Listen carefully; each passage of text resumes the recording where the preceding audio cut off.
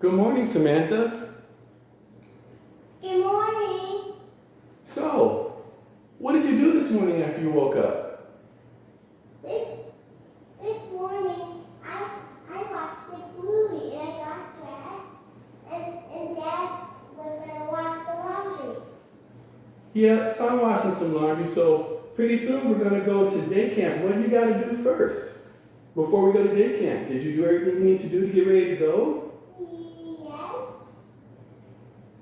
I have to brush my teeth, get dressed, and I have to brush my teeth and get dressed, and then put on my shoes, and then get in the car, and then we go to summer camp.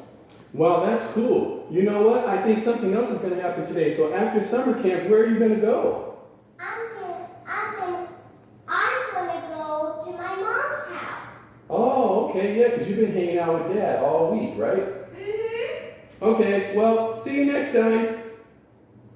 Goodbye.